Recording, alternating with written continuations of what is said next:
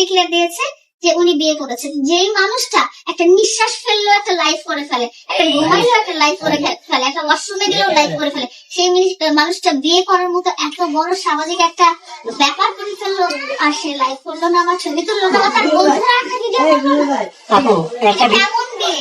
একটা ভিডিওতে দেখলাম প্রিন্স মামুনের মাকে জিজ্ঞাসা করা হলো আপনার বউ কেমন, পরে তিনি বললেন আমার বউ অনেক লক্ষ্মী, এবং যখন জিজ্ঞাসা করা হলো যে কি কি নিয়ে এসেছে, তখন বললো এই মেয়েটাই লক্ষ্মী, এর জন্য এনেছে, আর কিছু কিছুই নেয়নি।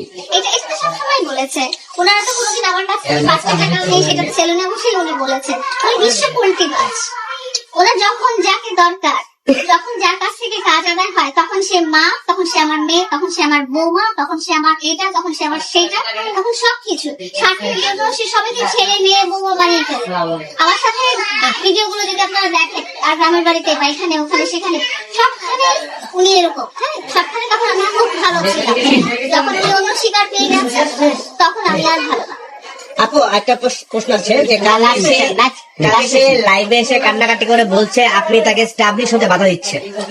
তার স্ট্যাবলিশ হওয়ার কি কোয়ালিফিকেশন আছে আমি জানতে চাই। সে একটা চাকরি করে দেখাক, কমনে সে একটা জব করে দেখাক, জব করে দেখাক। এখানে রাস্তার পাশে যে সিগারেটের দোকানদার আছে না, যে 1 টাকার সেন্টেন্স বিক্রি করে, বা উনিও কিন্তু ব্যবসায়ী, ঠিক আছে? তো আমি জানতে চাই এই ঘটনাটার কি যোগ্যতা আছে যে আমি তাকে প্রতারণা করে মানুষের কাছ থেকে টাকা নেওয়া, হ্যাঁ মানুষের সাথে সম্পর্ক করে মানুষের কাছ থেকে টাকা নেওয়া, এবং টাকা নেওয়া হাসিল হয়ে গেলে তাকে ছুড়ে ফেলে দেওয়া, এটাই তার যোগ্যতা। আপু এই যে নতুন বউ এসেছে তার মা বলেছে লক্ষ্মী বউ, আপনি কি লক্ষ্মী বউ ছিলেন না?